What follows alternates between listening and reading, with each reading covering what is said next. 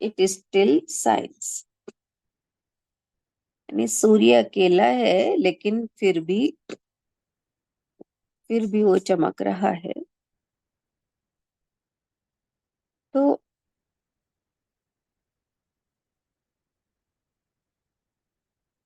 सूर्य अकेला है लेकिन वो उस प्रकाश से जुड़ा हुआ है, प्रकाश है उसके भीतर। तो वो अकेला होकर भी प्रकाश दे रहा है, चमक रहा है।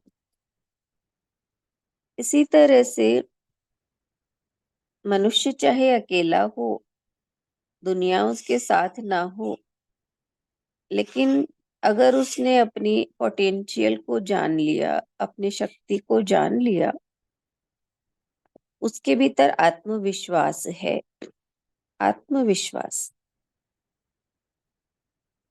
आत्मा पर विश्वास है,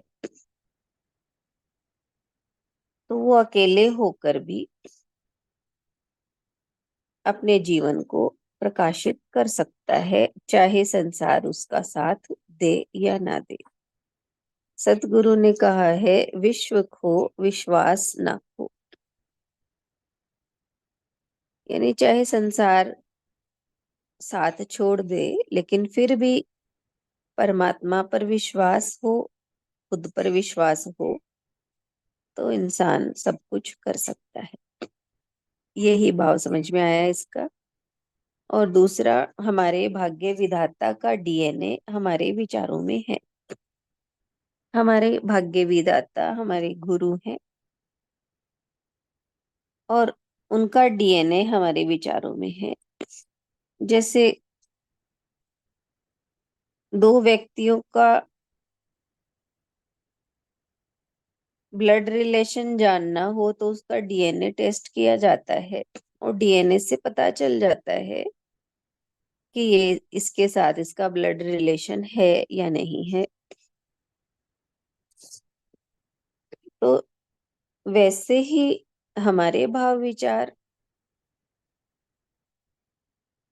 हमारे गुरु से मिलते हैं। यानी जो गुरु का है वो किस प्रकार बोल रहा है, किस प्रकार चलता है, किस प्रकार रहता है,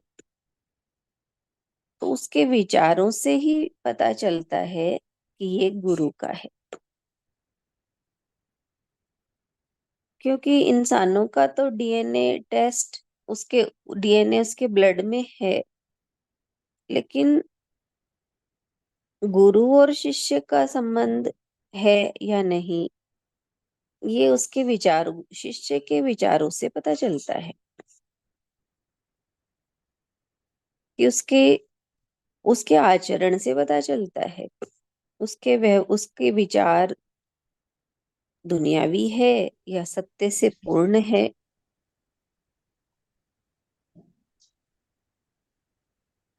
तो उसके विचार ही बताते हैं कि उसके डीएनए उसके भाग्य विधाता के से मैच करते हैं या नहीं। तो विचारों से ही पता चलता है कि सत्संगी है या संसारी है।